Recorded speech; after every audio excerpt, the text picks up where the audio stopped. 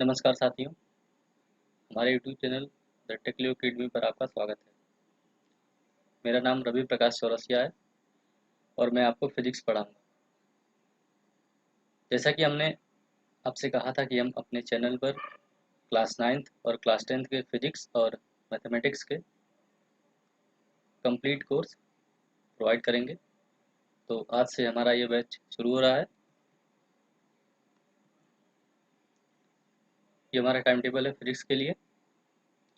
Class 9th physics सुबह 7 बजे और क्लास 10th फिजिक्स शाम को 5 बजे वीडियो लेक्चर्स अपलोड होंगे और हम हर दूसरे दिन वीडियो लेक्चर्स अपलोड करते रहेंगे। हर संडे को हम स्पेशल डाउट क्लास और न्यूमेरिकल्स डिस्कस करेंगे। सीबीएसई द्वारा इस सेशन 2021-22 के लिए दिया गया ऑफिशियल कोर्स स्ट्रक्चर है साइंस के लिए, और जिसमें हमारा ये फिजिक्स का सेगमेंट है मोशन, फोर्स एंड वर्क। तो अभी तक की क्लासेस में हम साइंस एक कंबाइंड सब्जेक्ट पढ़ते थे और अब से हमारा जो साइंस है वो 3 सेक्शन में बट गया है, फिजिक्स, केमिस्ट्री और बायोलॉजी। और यहाँ पर हम फिजिक्स के बारे में बात करेंगे। ये हमारा ब्रीफ सिलेबस है फिजिक्स का। ये सारे चैप्टर्स और ये सारे टॉपिक्स हम आगे डिटेल में पढ़ेंगे।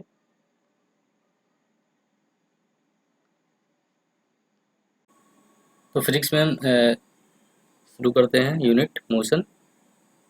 एनसीईआरटी में चैप्टर नंबर 8 है। ये चैप्टर का ओवरव्यू है। इतने सारे टॉपिक्स हम इस चैप्टर में कवर करेंगे और आज के लेक्चर में हम स्टार्टिंग के 4 टॉपिक्स यानी कि states of body, physical quantities, distance and displacement, तो ये 4 टॉपिक्स आज की क्लास में हम कवर करेंगे। तो सबसे पहले हम समझते हैं कि किसी बॉडी की स्टेट को हम कैसे डिफाइन करेंगे। कोई बॉडी रेस्ट पर है, मोशन में है, मतलब कि कोई बॉडी किस सिचुएशन में है उसे हम कैसे डिफाइन करेंगे। तो सबसे पहले रेस्ट को समझते हैं। तो डेफिनेशन पॉइंट ऑफ व्यू से बात करें तो if a body remain fixed at a place, यानी कि अगर कोई बॉडी अपने जगह पर हमेशा फिक्स रहती है तो हम बोल सकते हैं कि वो बॉडी रेस्ट पोजीशन पर है या फिर वो बॉडी स्टेशनरी है। एग्जाम्पल की बात करें तो हम पेड़ जो हमारे आसपास होते हैं ये हमेशा स्टेशनरी रहते हैं। जो हमारे घर होते हैं, इलेक्ट्रिक पोल्स, यानी कि ऐसा कोई भी बॉडी हो या ऑब्जेक्ट हो जो हमेशा अपने जगह पर फिक्स रहे तो हम उसे बोलेंगे कि वो रेस्ट पर है या स्टेशनरी है। और एग्जांपल्स की बात करें तो जैसे कि स्कूल्स,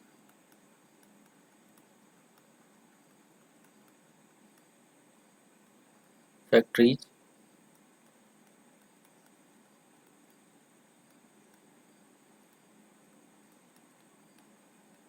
टेलीफोन पोल्स एक्सेट्रा, यानी कि ये सारे क्या होते हैं, रेस्ट पोजीशन में होते हैं। यानी कि ऐसा कोई भी ऑब्जेक्ट हो जो अपना पोजीशन चेंज नहीं करे, एक ही प्लेस पर फिक्स रहे, तो हम बोलेंगे कि वो रेस्ट पर है या स्टेशनरी है। आगे हम बात करते हैं मोशन। तो हम समझते हैं कि मोशन किसे कहते हैं।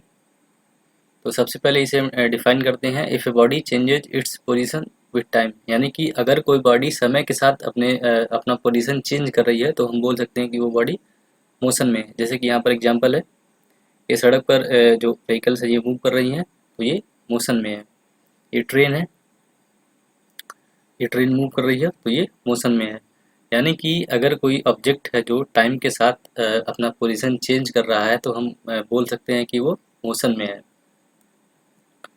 इसे और अच्छे से हम अगर डिफाइन करें मोशन को तो हम अगला डेफिनेशन बोल सकते हैं कि a body is said to be in motion when its position changes continuously with respect to a stationary object taken as reference point। यानी कि अगर किसी ऑब्जेक्ट को हम किसी स्टेशनरी ऑब्जेक्ट को रेफरेंस पॉइंट हम मान लेते हैं तो उसके रिस्पेक्ट में अगर कोई दूसरी बॉडी अपना पोजीशन लगातार बदल रही है तो हम बोलेंगे कि वो दूसरी जो बॉडी है वो मोशन में है। जैसे कि यहाँ पर एग्जाम्पल के लिए हम देख सकते हैं, ये हाउस और ट्री है, ये स्टेशनरी ऑब्जेक्ट्स हैं। यहाँ पर एक कार है जो मूव कर रही है, तो इनिशियल में ये पोजीशन ए पर है, फिर हम 5 सेकंड बाद देखते हैं कि ये कार पोजीशन बी पर आ गई है। लेकिन ये जो ट्री और ये हाउस है ये अपने जगह पर फिक्स है, ये स्टेशनरी है, यानी कि इसके रिस्पेक्ट में ये कार मूव कर रही है, यानी कि ये कार क्या है, मोशन में है।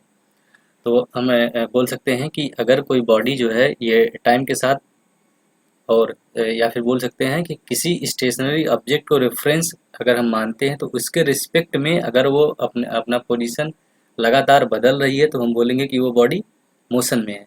तो हम मोशन और रेस्ट को कॉन्सेप्ट को समझ लिए हैं। हमारे पास एक इम्पॉर्टेंट पॉइंट है कि अगर कोई बॉडी किसी बॉडी का मूवमेंट बहुत ही फास्ट होता है तो हम उसके मोशन को ईजिली ऑब्जर्व कर सकते हैं। लेकिन अगर किसी बॉडी का मूवमेंट बहुत ही स्लो होता है तो उसके मोशन को हम ईजिली ऑब्जर्व नहीं कर सकते हैं। एग्जाम्पल के लिए हमारे पास है वॉच है, तो वॉच में 3 तरह की हैंड होती है, एक सेकेंड का होता है, मिनट का होता है और आवर का होता है। तो हमारी जो सेकेंड वाली हैंड होती है इसका मोशन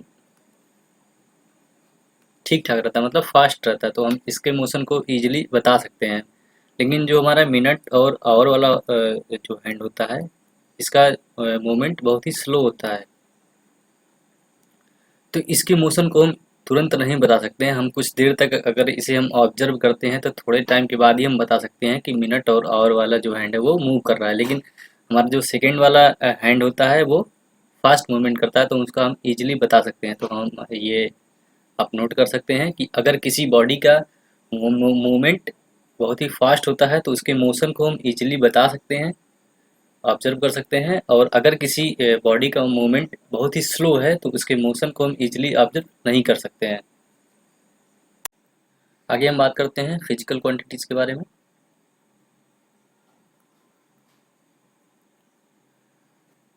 तो इन्हें हम डिफाइन करते हैं, the quantities like distance, displacement etcetera known as physical quantities. और हमारा दूसरा पॉइंट है, the magnitude of a physical quantity means size of physical quantity, यानी कि अगर हम किसी फिजिकल क्वांटिटी के मैग्नीट्यूड के बारे में बात कर रहे हैं तो हम बोल सकते हैं हम उसके साइज के बारे में बात कर रहे हैं। तो ये 2 तरह की होती है, एक स्केलर एक वेक्टर। तो स्केलर को रिप्रेजेंट करने के लिए हम सिंपल सिंबल्स यूज करते हैं, A B C C dot dot dot. लेकिन अगर हम वेक्टर किसी वेक्टर क्वांटिटी को रिप्रेजेंट करते हैं तो इसके ऊपर हम एरो यूज करते हैं, जैसे कि vector A comma vector B comma vector C dot dot dot.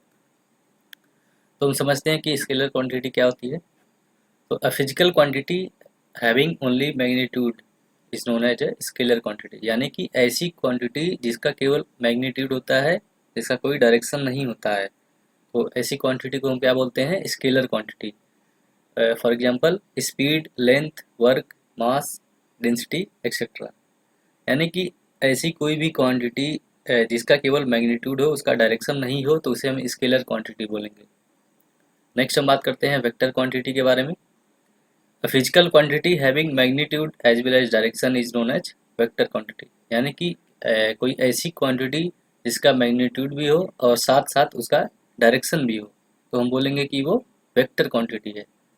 For example displacement, acceleration, velocity, यानी जब हम डिस्प्लेसमेंट, एक्सेलरेशन या वेलोसिटी की बात कर रहे होते हैं तो हमेशा इनके साथ हम डायरेक्शन जोड़ के बात कर रहे होते हैं। मतलब डिस्प्लेसमेंट है तो किस डायरेक्शन में है, एक्सेलरेशन हो रहा है तो किस डायरेक्शन में हो रहा है, या किसी बॉडी का वेलोसिटी है तो किस डायरेक्शन में है, यानी कि ऐसी क्वांटिटी जिसका मैग्नीट्यूड भी हो और डायरेक्शन भी हो, दोनों हो, तो ऐसी क्वांटिटी को हम वेक्टर क्वांटिटी बोलते हैं।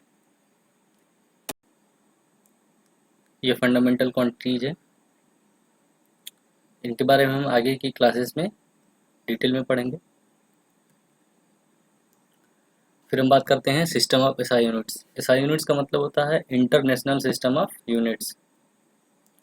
तो इन्हें हम डिफाइन करते हैं एफपीएस, सीजीएस और एमकेएस में। एफपीएस का मतलब होता है फूड ऑन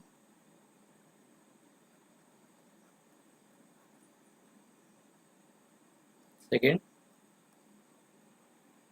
सिस्टम। सीजीएस का मतलब होता है सेंटीमीटर ग्राम सेकेंड। एमकेएस का मतलब होता है मीटर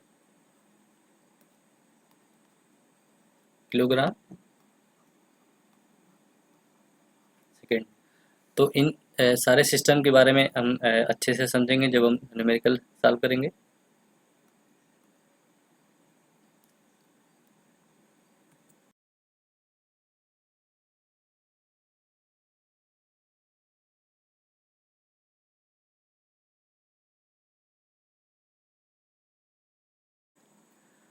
तो किसी भी बॉडी के मोशन को डिफाइन करने के लिए हम बेसिकली सबसे पहले हमारे दो बेसिक टर्म हमारे सामने आते हैं, डिस्टेंस और डिस्प्लेसमेंट। तो हम समझते हैं कि डिस्टेंस और डिस्प्लेसमेंट क्या होते हैं। तो सबसे पहले हम डिस्टेंस समझते हैं।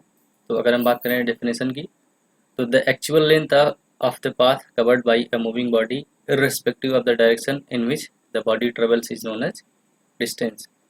यानी कि किसी मूविंग बॉडी द्वारा ट्रेवल किया गया एक्चुअल लेंथ किसी पाथ पर, वो हमारा डिस्टेंस होता है। और इसमें हम डायरेक्शन केयर नहीं करते हैं, ये एक स्केलर क्वांटिटी है और इसके पास केवल मैग्नीट्यूड होता है। यानी कि अगर कोई बॉडी है, वो पोजीशन ए पर है और वो पोजीशन बी तक मूव कर रही है, तो इस मूव करने में हमारा जो एक्चुअल लेंथ है अगर मेजर करेंगे तो ये हमारा क्या आएगा, डिस्टेंस आएगा। तो इसे हम डिस्टेंस बोलेंगे। हम यहाँ पर हम डायरेक्शन नहीं देखेंगे। अगर हम बात करें डिस्प्लेसमेंट की,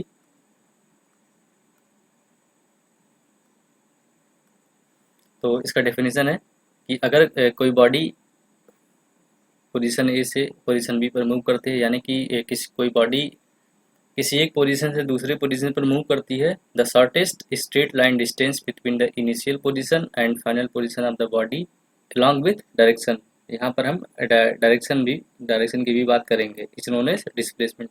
यानी कि अगर कोई बॉडी किसी एक पॉइंट से दूसरे पॉइंट पर मूव कर रही है, तो उसके बीच का शॉर्टेस्ट और स्ट्रेट लाइन, यानी कि कम से कम दूरी और सीधी दूरी, तो उसको हम बोलेंगे डिस्प्लेसमेंट। और वहाँ पर डायरेक्शन भी हमें पता होनी चाहिए। तो ये ए और बी के बीच की अगर हम डिस्प्लेसमेंट की बात करें, तो ये जो हमारा ये जो लेंथ होगा ये हमारा होगा डिस्प्लेसमेंट।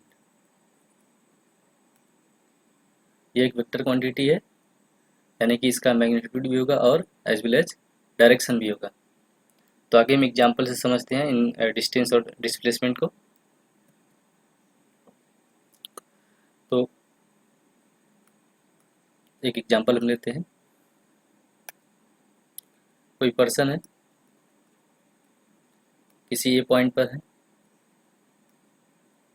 इन्हें किसी पॉइंट सी पर जाना है।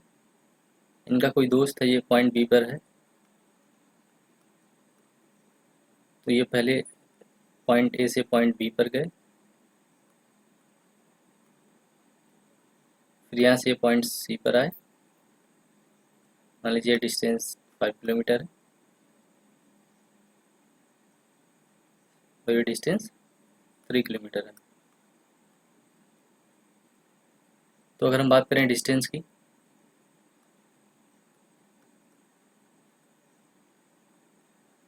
तो डिस्टेंस क्या होगा, 5 + 3 यानी कि 8 किलोमीटर।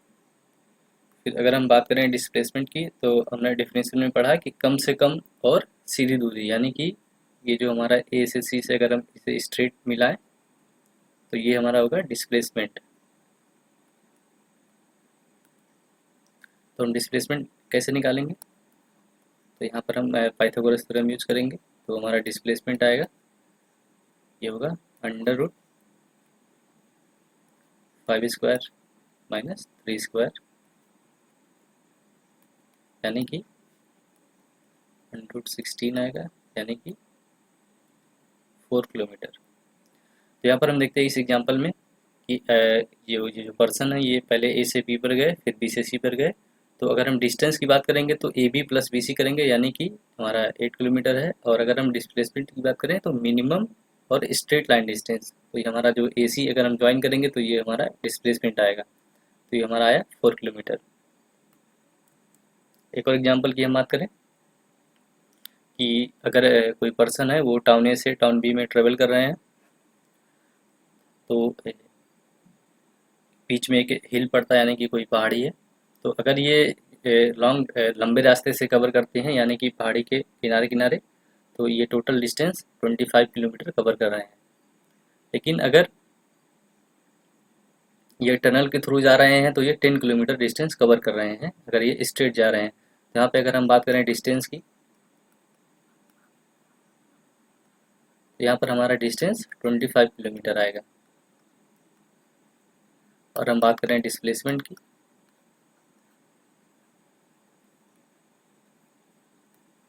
तो कितना आएगा 10 किलोमीटर। क्योंकि डिस्प्लेसमेंट के डेफिनेशन से ही क्लियर है कि शॉर्टेस्ट और स्ट्रेट लाइन, यानी कि कम से कम दूरी हो और सीधी दूरी हो, तो ये हमारा डिस्प्लेसमेंट है। और डिस्टेंस के लिए हम डायरेक्शन का केयर नहीं करते हैं, तो ये हमारा डिस्टेंस और डिस्प्लेसमेंट हो गया। नेक्स्ट हमारे पास एक इम्पॉर्टेंट पॉइंट आता है कि the distance travelled by a moving body can not be zero, but the final displacement of a moving body can be zero. यानी कि अगर कोई मूविंग बॉडी है, अगर वो कोई डिस्टेंस ट्रेवल कर रही है, यानी कि अगर कोई बॉडी मूव कर रही है, तो उसके द्वारा जो डिस्टेंस होगा वो जीरो नहीं हो सकता है। लेकिन अगर जो डिस्प्लेसमेंट है वो जीरो हो सकता है। जैसे फॉर एग्जांपल अभी हम पीछे एग्जांपल डिस्कस किए हैं।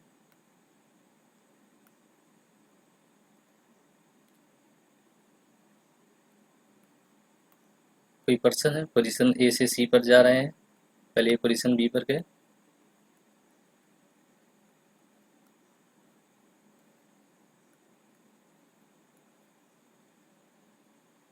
ये 5 किलोमीटर, 3 किलोमीटर।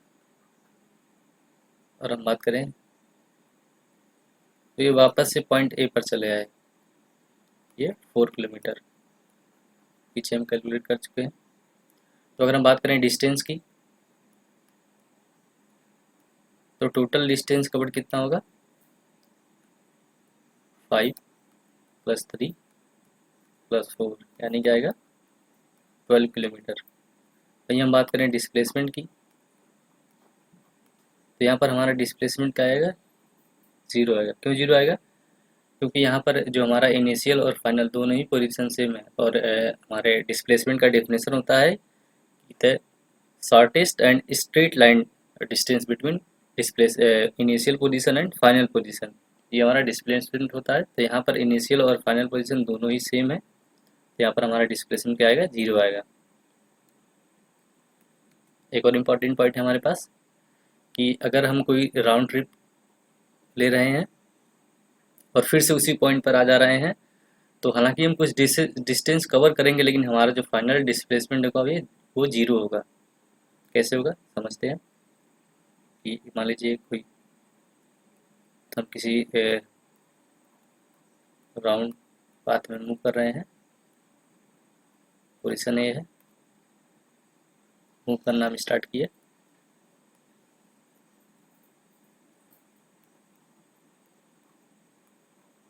अगेन हम मूव करते करते पॉइंट ए पर आ गए।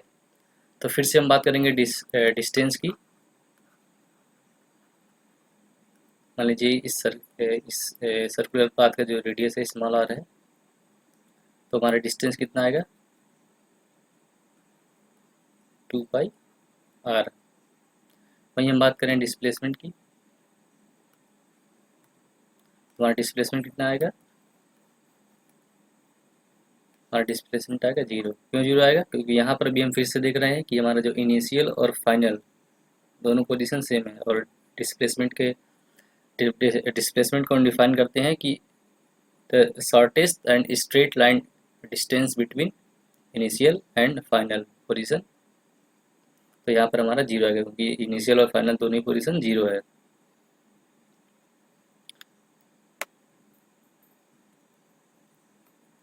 नेक्स्ट हमारे पास एक सिंपल प्रॉब्लम है।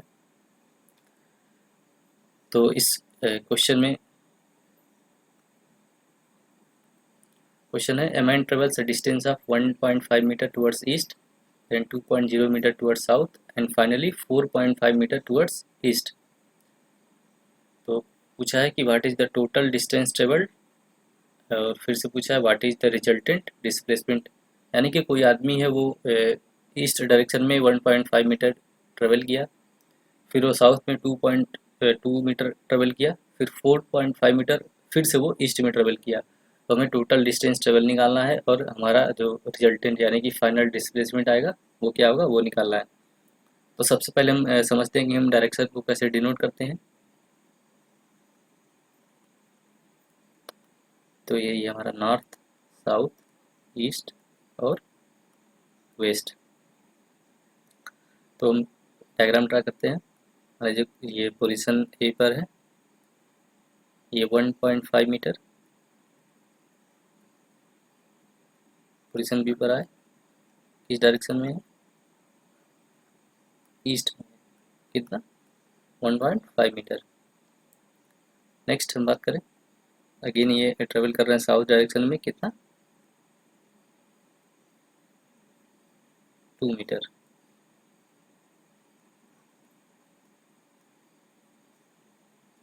मान लीजिए पॉइंट ओ है, फिर ये अगेन ईस्ट में ट्रेवल कर रहे हैं, और ये पॉइंट सी है 4.5 मीटर। तो अगर हम बात करें डिस्टेंस की, जो पहले आपसे पूछा है क्वेश्चन में, डिस्टेंस हमारा कितना आएगा 1.5 प्लस 2 प्लस 4.5, ये हमारा कितना आएगा टोटल 8 मीटर। वहीं हम बात करें डिस्प्लेसमेंट की, तो डिस्प्लेसमेंट में हम क्या जानते हैं कि shortest and straight line distance between final position and initial position, यानी कि ए और सी को हम स्ट्रेट ज्वाइन कर देंगे। ये जो हमारा आएगा ये आएगा हमारा डिस्प्लेसमेंट। तो इसे हम कैसे कैलकुलेट करेंगे, यहाँ पे हम फिर से पाइथागोरस थ्योरम यूज करेंगे। इसे हम ज्वाइन कर देते हैं, ये हमारा हो जाएगा 2 मीटर, ये 1.5 मीटर और ये 4 मीटर, यानी कि हमारा हो जाएगा जो हमारा डिस्प्लेसमेंट आएगा वो हो जाएगा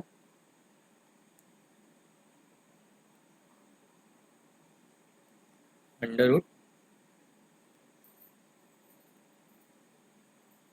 ये मान लीजिए पॉइंट ओ डैश है, A O dash square plus O dash C square, ये कितना आ जाएगा,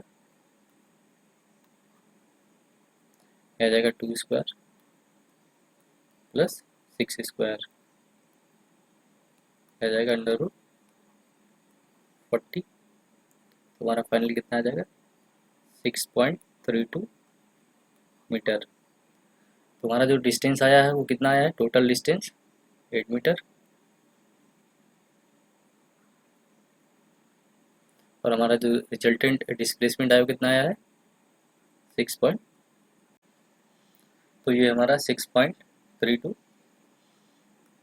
मीटर।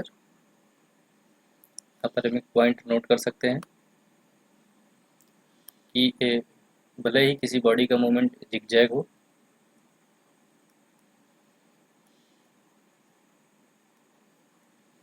लेकिन उसका जो डिस्प्लेसमेंट हम कैलकुलेट करेंगे वो हमेशा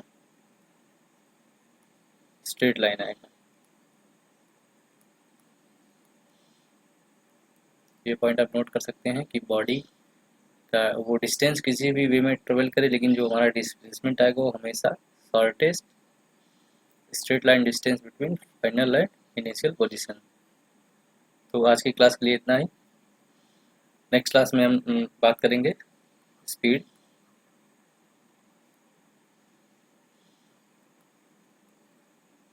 वेलोसिटी और एक्सीलरेशन। तो अगर आपको हमारी क्लासेस का पीडीएफ और अदर स्टडी मटेरियल्स चाहिए तो आप हमारा टेलीग्राम चैनल ज़रूर ज्वाइन कर लें। और साथ ही आप अपने डाउट्स और क्वेरीज यहाँ पर हमें पूछ सकते हैं। आप हमें इंस्टाग्राम पर भी डीएम कर सकते हैं, हमने दोनों ही हैंडल्स का लिंक डिस्क्रिप्शन में दे रखा है। तो अगर आपको ये वीडियो हेल्पफुल लगी हो तो अपने क्लासमेट्स, अपने दोस्तों के साथ ज़रूर शेयर करें। यदि आपके पास कोई सजेशन है तो हमें कमेंट बॉक्स में ज़रूर बताएं। इस वीडियो को लाइक करें, शेयर करें और अगर आप हमारे चैनल पर नए हो तो सब्सक्राइब करें। तो मिलते हैं अगली क्लास में, तब तक के लिए खुश रहिए, ख्याल रखिए। जय हिंद, जय भारत।